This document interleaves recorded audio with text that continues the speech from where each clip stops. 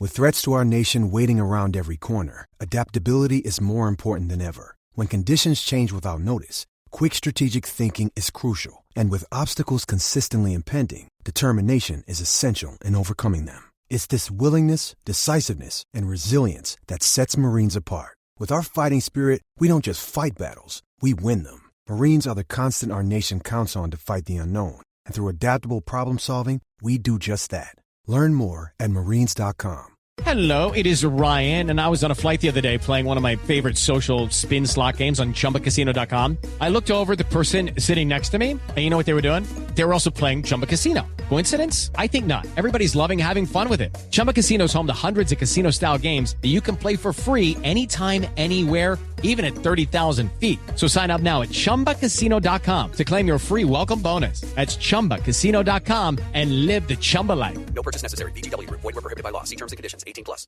Hey guys, it is Ryan. I'm not sure if you know this about me, but I'm a bit of a fun fanatic when I can. I like to work, but I like fun too. It's a thing. And now the truth is out there. I can tell you about my favorite place to have fun. Chumba Casino. They have hundreds of social casino style games to choose from with new games released each week. You can play for free anytime, anywhere. And each day brings a new chance to collect daily bonuses. So join me in the fun. Sign up now at ChumbaCasino.com. No purchase necessary. VGW. Void where prohibited by law. See terms and conditions. 18+.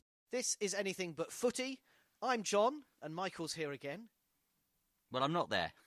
We're But you're opposite there. ends of the country again, but I'm here. We're here by modern technology. The two of us are opposite ends of the country, but able to get together for the Anything But Footy podcast. And what a weekend of sport, and differing fortunes as well for two of our big sports, John. Yeah, episode 3 is special. Now, that's not my description, but a special on the Euro Indoors Athletics, which has been taking place in Glasgow, and a special on the World Track Cycling Championships in Poland. And as you say, differing fortunes, but also differing standards, Michael, and we'll maybe talk about that as we continue Anything But Footy. And that's what we're here for, a review of the sporting headlines this weekend you might not have heard about as much as you should have. And I just want to say as well that we're not anti-football, because you'll never believe it, but Michael is a Leeds United commentator. I'm a Norwich City season ticket holder. But we want to talk about Olympic sport when it's not the Olympics, because it's just as important what is going on as we build up to Tokyo 2020. And it's I think it's right, because we were both born in Olympic years. It was always meant to be. My dad was born in Olympic year. My son was born in Olympic year. That's what it's all about. So we're not anti-football, but we just want to talk anything but footy, just for a change. So I've got a daughter also born in an Olympic year as There well, you go. 2012. So it's made for us to come together to do this, Anything But Footy. Exactly. So coming up, we'll review Glasgow 2019. They say that people make Glasgow. I reckon that sport does as well. They put on some great events, and the Emirates Arena has been a superb venue this Euro Indoor Championships. And a year and a bit to go before Tokyo, the British cyclists show they are human as Australia ramp up the pressure. Also, Tom Daley's back diving after being a dad, and all that jazz. We'll look back at the career of one of Great Britain's best swimmers. How can people get in touch, Michael? They can get in touch with us on Facebook. We've got a Facebook page there, Anything But Footy. You can tweet us at Anything But F. You can find us on Instagram, on YouTube as well. And let that debate continue on social media. You can also, of course, drop us an email, anythingbutfooty@gmail.com. We'll start then, John, with the Queen of Scots, Laura Muir, double gold medalist, the first ever person to do a double-double at the Euro Indoors. First Brit to do that. Bit of history for Laura Muir tonight. Yeah, and double-double means she's won the 1,500 metres and the 3,000 metres, 2 Euro Indoor Championships on the trot. So Belgrade in 2017, I think, and now Glasgow in 2019. She's been described, Michael, as off the scale by some of her other British competitors. And I think you can absolutely show that this young lady, she's only just finished studying. She's qualified as a vet. She's now in her full year of actually training and competing.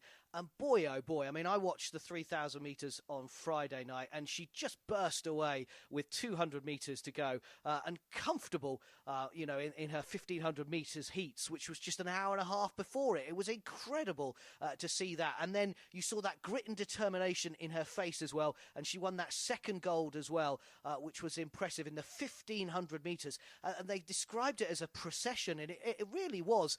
She gritted her teeth with 2 laps to go, 400 metres on the measurement, and she just wound it up, and they never got anywhere near her. And it's just, I think, interesting to see whether she can now take this to the outdoor season, because the World Championships are in Doha later in the summer, quite late in the athletics calendar.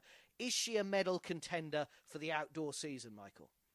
I think the hard work starts now for Laura Muir, and that might sound a little bit glib when you come off the back of, as we've already mentioned, the double-double. But you look at her record in some of the major outdoor championships, and she's been the nearly woman over recent years, 5th in the 1,500 metres in 2015 in the World Championships in Beijing, 1,500 metres at the Olympic Games in Rio 2016. We witnessed her finishing 7th out there. And in London, well, she got her tactics wrong, really. I think she showed a bit of inexperience.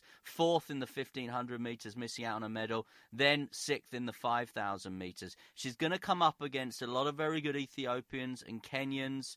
Obviously, Caster Semenya has run a 1,500 metres as well, and is one of the athletes that's beaten Laura Muir before in the past. So, yes, she has a big challenge now. She has to now take what she's done on that indoor track, an indoor track that she knows very well because she trains there, but obviously she's gone to the championships. Clearly, she was the face of the games in the same way that Jessica Ennis-Hill was in 2012 and, Ailey Doyle was in 2014. She was the face. She was the one that was put on all the posters to make it commercially viable. She's done her job, but can she now go to Doha?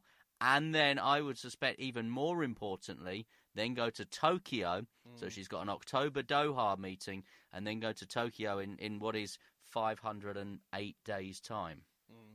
I mean, she's obviously a great indoor runner, as you rightly say. And she said afterwards that she was absolutely relieved because, the pressure was on her to do this. But as you say, you described her as the Queen of Scotland. Now, I think, obviously she's done it brilliantly in these Euro Indoor Championships. But actually, she didn't impress me as much as Katarina Johnson-Thompson. And I'm not the biggest fan of the so-called KJT.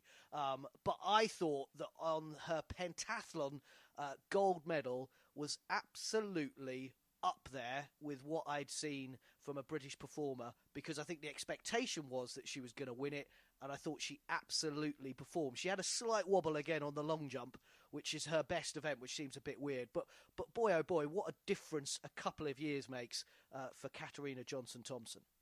Yeah, we have to obviously preface that with the fact that Nafi Thiam, the world champion and the Olympic champion from Belgium, wasn't in Glasgow. She would have been a real threat. But yeah, congratulations to Katarina Johnson-Thompson. She's 26 now, so she needs to start winning these medals. If she's going to have major outdoor success in a World Championships, Olympic Games, she needs to start doing that in the next couple of years. But yeah, she's won the European indoor title to add to the world indoor title. But I would just like to highlight as well the performance of Niamh Emerson, who's just 19. Silver medalist, wasn't originally selected by British Athletics, was invited by European Athletics. She collapsed across the line in the 800 metres. She registered 5 PBs. And this medal, this silver medal, comes off the back of a medal in the Commonwealth Games as well. And as I said, Katarina Johnson-Thompson is 26. Jessica Ennis-Hill's retired. And it's such a relentless thing, sport, that Niamh Emerson is just coming up on the rails, isn't she? She is out sprinting them, if you like, down that back straight at the moment, because she's 19 and putting herself in a really, really good position. And yeah, credit to European Athletics for inviting her. British Athletics didn't obviously originally select her. Absolutely. World Junior Champion she was as well. And you obviously interviewed her down in the Gold Coast as well in those Commonwealth Games. And she's just great to see, another kind of British star coming through, a bit like Katarina Johnson-Thompson did, of course, in 2012. Just one issue I've got with Kat. I don't like the initials. I don't like any. I'm not a big initial fan. Just look at AVB. who was some football manager. It just doesn't work. So that would be my only issue with Katarina Johnson-Thompson. But look, she's on her way, as you say, 2 Euro indoors and a world indoors title, a Commonwealth gold outdoor as well. Massive, massive pressure ahead of Doha now, coming up later this year, to see whether she can, like Laura Muir, step up. Now, the women are dominating in British athletics, aren't they? I mean, four gold medals at the Euro indoors, all from the women, and I thought Shalane Oskin-Clark, again with that gold in the 800 metres, she got a silver 2 years ago, front running at its very best in Glasgow. Yeah, she was a silver medalist in Rio. She has been a World Championship finalist as well, Shalane Oskin-Clark. That, I'm sure, will give her huge confidence now, and she must look at what she's done in Glasgow over the weekend. She must look at that gold medal when she puts herself to bed tonight. And she must think then, going to Doha, that she's got to be a contender. And as you say, it's the women at the moment that you look at, and you think if Great Britain and Northern Ireland, which is the team name, are going to hit those medal targets in Doha, we're going to hit those medal targets going forward to Tokyo, which of course then brings in their huge amount of funding. It looks as though it's going to be relays and potentially Laura Muir, Katarina Johnson-Thompson and others that will be winning those medals at the moment. That's not to take anything away from Jamie Webb, who's won a medal tonight, and Tim Duckworth, who's won a medal in the heptathlon as well, potential, successor to Daley Thompson. But at the moment, when you look on that world stage and you think, well, who might go to Doha and win medals? You're looking at Laura Muir maybe, you're looking at Katarina Johnson-Thompson, you're certainly looking at those 4x400 metre relay women as well, because they always seem to win a medal, led home by Eilidh Doyle. And you're looking at someone like Holly Bradshaw as well, who's won a silver tonight, has had wretched time with injuries, but seems to be coming back into a little bit of form as well. You haven't even mentioned Dina Asher-Smith there. Well, no, obviously, because she wasn't in Glasgow. She will win in Doha. She'll get something. She will come into the mix. Again, whether she's good enough to do it, she had a fantastic season last year. Was rightly nominated for Sports Personality of the Year after her exploits in Berlin. Gold medals out there in relays, in 100, in 200 metres as well. Whether she can then step up and do that on the world stage again is a big ask for Dina Asher-Smith, but I think she will certainly add to that medal total as well. And I've got to take slight issue with you having a go at Katarina Johnson-Thompson for simply being known by her initials, KJT. She's definitely won me over, because in Australia and the Gold Coast, she was seriously hurt at the end of her heptathlon there. She won the gold medal, but she still managed to drag herself, not just anywhere to come and be interviewed by me, but dragged herself to the beach to become an interview by me. And if you're going to sit on the beach, on the Gold Coast at the Commonwealth Games and, interview an English or British gold medalist, English as she was there, then, Katarina Johnson-Thompson got herself there, so she won me over for that. Yeah, look, she's come a long way, and so have British athletics. What is this? They won 12 medals in Glasgow. This is the most successful Euro indoors ever. And you mentioned Eilidh Doyle in the 4x400 metres relay, and again, I think they showed the men what they need to be doing. I thought the men, they were a young 4x4 team, but they just got outthought and outwitted, particularly in the changeovers. But Nielsen, Clark, Anning and Doyle, and a 51.5 last leg from Eilidh Doyle. I mean, you can always rely on her. You can always rely on her to come and be interviewed by the likes of us, but you can always rely on her to perform as well. Yeah, she's a fantastic athlete, and I think I said this in a previous episode of Anything But Footy. But what I like about Eilidh Doyle is she's always there, isn't she?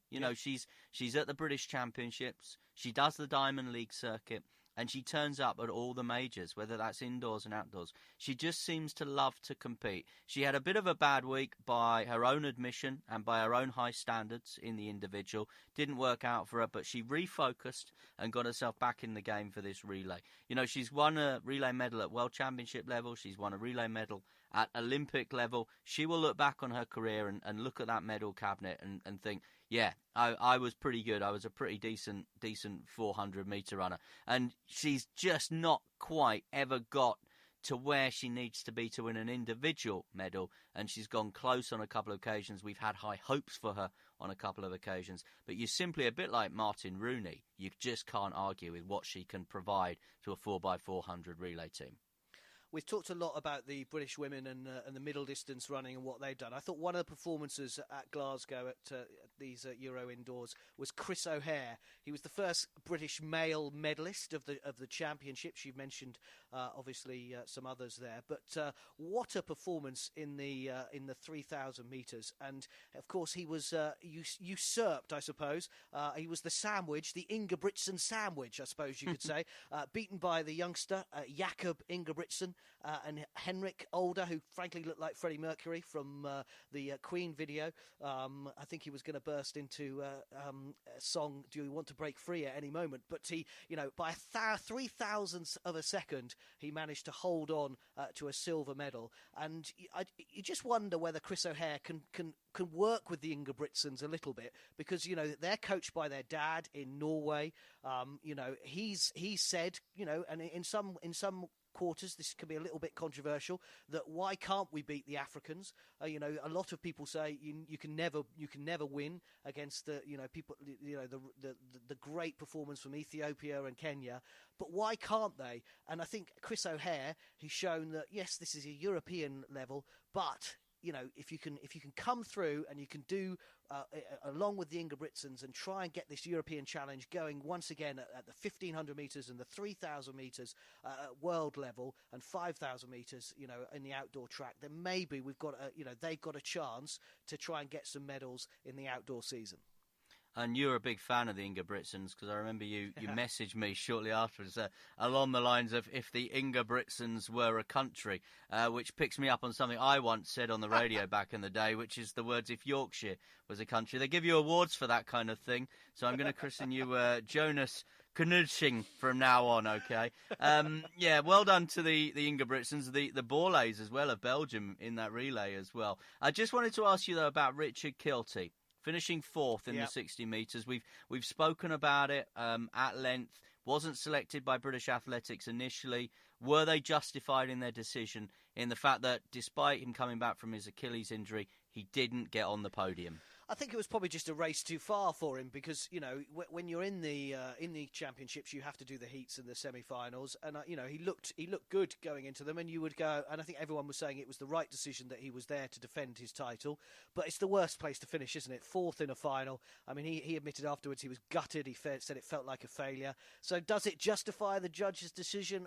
I think they probably should have put him through anyway, because he was the defending champion, and we did put a really, as we talked about in a previous podcast, a really tough target to get through. So roll on the outdoor season for him. I mean, he's part of the relay squad as we've been talking about, and we'll see how he gets on.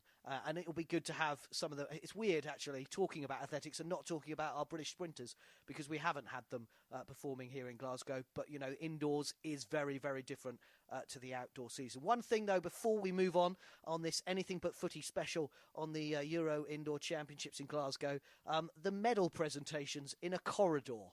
Now I know they want to do something a bit different, because in Berlin last year it was in the middle of the in the middle of the town, with some strange people singing some strange national anthems. I don't think Dina Asher-Smith particularly liked the national anthem in Berlin last year, but in the European Championships outdoor. But in a corridor, Michael? Yeah, it seemed to me that the medals were handed out in the foyer, and it kind of goes back to Sochi. They built that hugely expensive Winter Olympic Park, and to try and justify the expense of that and all the cheating that was going on around that, they decided to hand the medals out in what they called the Medal Plaza. Now, it kind of worked in the Winter Olympics in 2014. It was a nice focal point for people coming out from different events, whether it was the ice skating, the speed skating, whatever, and seeing the medals handed out. Berlin then tried something different. Glasgow obviously then thought, well, we have to do the same. We can't just give these medals out in the middle of the arena. Yeah, to move them into the foyer, a little bit disrespectful, I felt. At points, I was looking at some of those athletes collecting the medals, thinking I should be ordering a burger and chips and maybe a cola off them at the moment. They kind of stood there. I felt a little bit sorry for them. I just wanted to add as well, well done to the British 4x400 metres team. from 2010 who received their silver medal upgrade: Nicola Sanders, Marilyn Okoro, Lee McConnell, and the always wonderful Perry Shakes Drayton. They also won an upgraded medal, the 4x400 metres, from the Beijing Olympics in 2008, and they got their silver medal at these indoors as well. But yeah, shame it had to be given to them in what looked like a service area of the arena. Yeah, has a gold medalist ever been asked where the toilets are before? Anyway, right, this is Anything But Footy. Still to come, we're going to talk diving because Daley is back. But first, as this special continues, we move from the European Indoors in Glasgow to the World Track Cycling Championships in Poland, and a contrasting mix of emotions for Great Britain. Really started off brilliantly, Michael, with Elinor Barker storming to victory with a gold medal in day one of the event. The rainbow jersey was hers after a huge crash. It was absolutely incredible from her, but it really went downhill from that point on. And all we're talking about is the likes of Laura. We did win some medals, silver medals in the pursuits for the men and the women, but injury to Katie Archibald with concussion, and she'd stepped in for Laura Kenny, who'd been unwell. What did you make of Poland and the World Track Cycling Championships? Just the one gold medal. Great Britain 6th in the medal table. Stephen Park, the performance director, has been talking earlier, saying with 508 days to Tokyo, don't write the British team off yet. And I agree with him, actually, because I think next year will be a bigger indicator. Because if you look at 2015, so the equivalent championships a year out from the Rio Olympics, Great Britain were 10th in the medal table. They brought home just 3 silver medals. They then go to Rio in 2016. Every track cyclist gets a medal. They come home with 12. If you look at 2016, when the World Track Cycling Championships were held in London, so we're, 5-6 months out of Rio, 9 medals, 5 golds, first in the medal table. You can see the projection. Go back even further to 2012, 5-6 months out of the London Olympics, the World Track Cycling Championships are held in Melbourne. 13 medals, including 6 golds, second in the medal table. So I think there's some positives to take. Jazz Carlin's had an amazing year. Katie Marchant came up a bit short in Poland, but she won that World Cup silver in New Zealand in January. And when you've got the experience of people like Ed Clancy, Jason Kenny coming back to their best as well, I think there's lots to be positive about. Britain has really dominated cycling, but they've dominated it at the Olympic level. 14 medals in Beijing, 8 in London, 6 golds in Rio.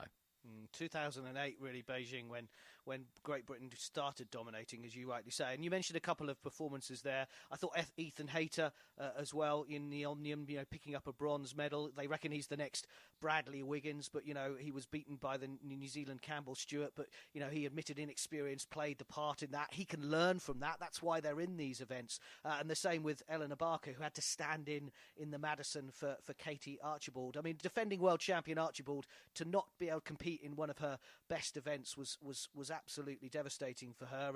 And Laura Kenny, it shows they're human, but also, things have changed for Laura Kenny. She's a mum, and as we all know, you pick things up from children that you have no idea what on earth you've got.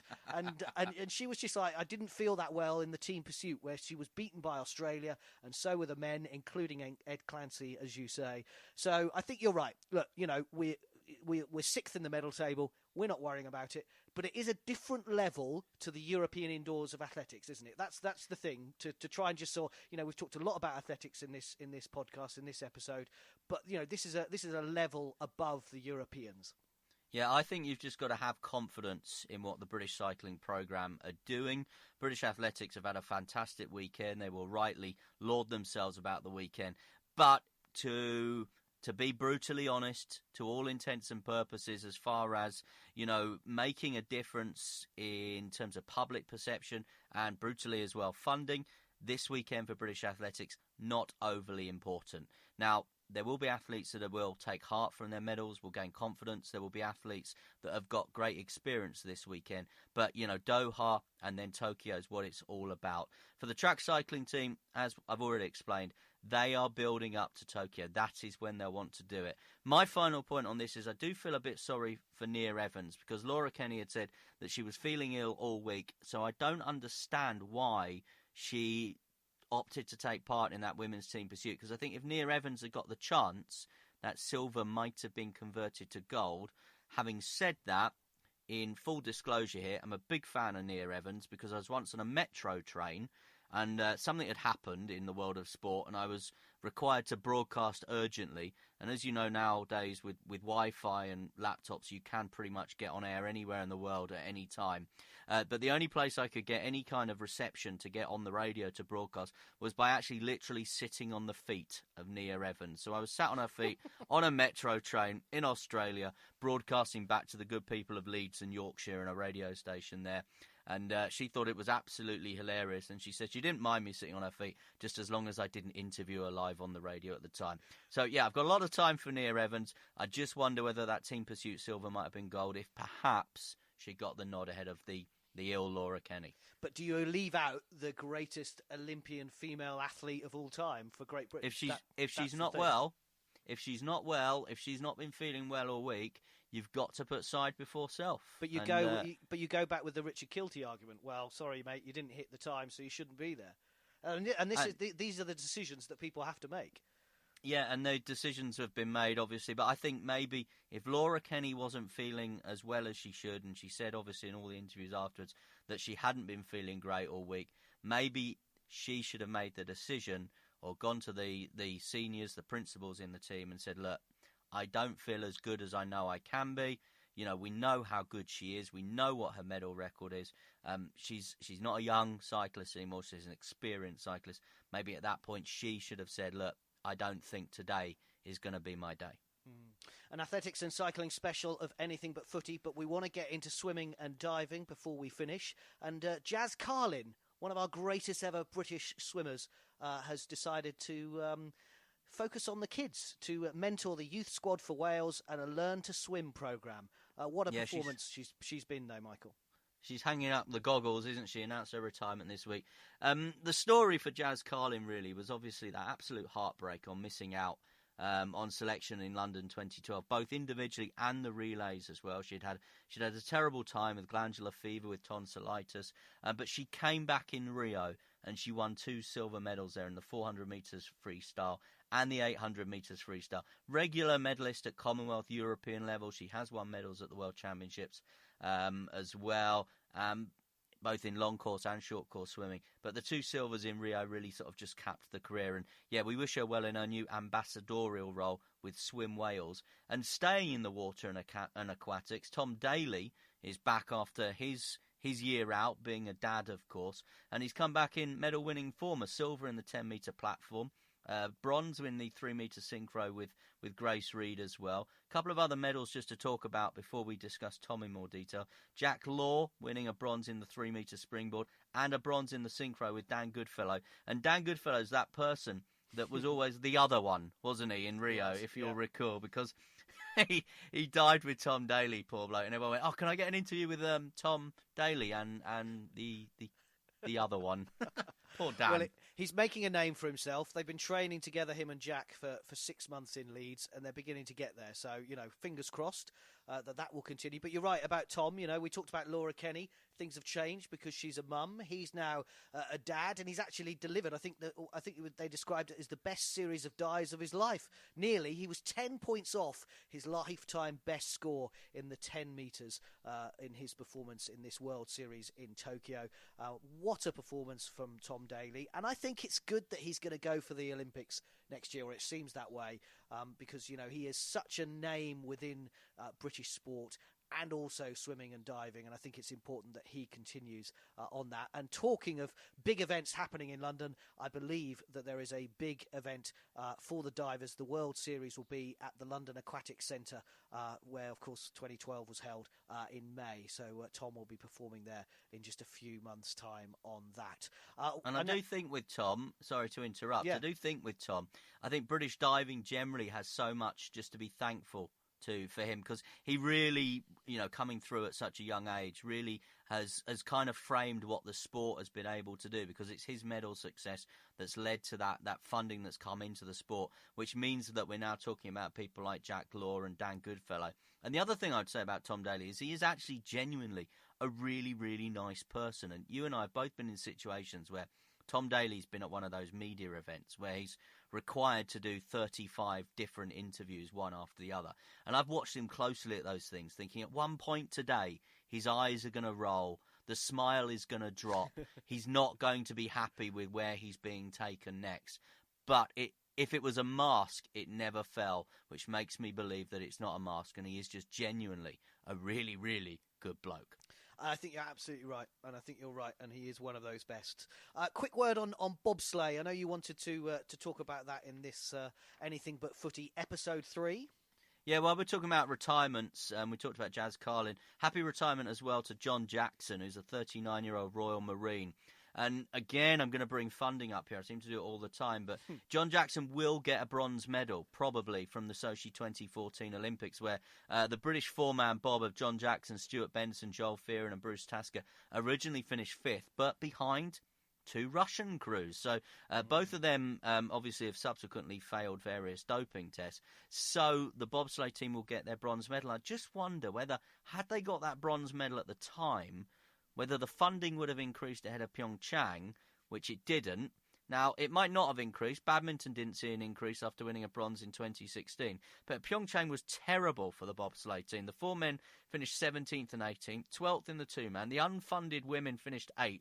Their funding was cut 5 months before the Games. They had £5 million invested in the lead-up to Pyeongchang. It could have been more had they won that bronze medal at the time.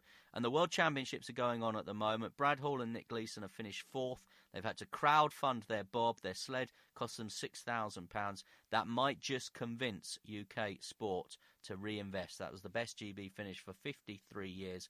And as I said, happy retirement to John Jackson, who will retire, I'm sure, as an Olympic bronze medalist. And not yet retired, 37-year-old Roger Federer. He was 19 years of age when he won his first ATP title in Milan in 2001. He's just won his 109th. Just won his 100th, and he joins Jimmy Connors, as Jimmy rightly said on Twitter, welcome to the triple-digit club. He's on 109 ATP titles and World Grand Slam titles, all that kind of stuff. Roger Federer, I mean, he's just the greatest, isn't he? I don't think there's any argument. 21 years of age when he won Wimbledon, 100 titles, 20 majors, 6 year-end championships. He's held the number 1 ranking for a record number of weeks, the oldest ever world number 1 as well. You wouldn't bet against him overhauling Jimmy Connors' 109, but yeah, congratulations to Roger Federer. One other retirement we should mention just before we go this week, James Degale, the first Brit to win Olympic gold and then a world title in boxing. He announced his retirement after losing to Chris Eubank Jr. James Degale, thank you for the memories. Absolutely. If only we could all be as good as them. You can get in touch anytime, as we said, at AnythingButF on Twitter. Get it right. Facebook and Insta as well. And keep us informed with what you want us to cover as the weeks continue. Sports Social Podcast Network. Step into the world of power, loyalty, and luck. I'm going to make him an offer he can't refuse. With family, cannolis, and spins mean everything. Now, you want to get mixed up in the family business. Introducing The Godfather at ChumbaCasino.com. Test your luck in the shadowy world of The Godfather slot. Someday, I will call upon you to do a service for me. Play The Godfather, now at ChumbaCasino.com. Welcome to the family. VGW Group. No purchase necessary. Void where prohibited by law. See terms and conditions. 18+.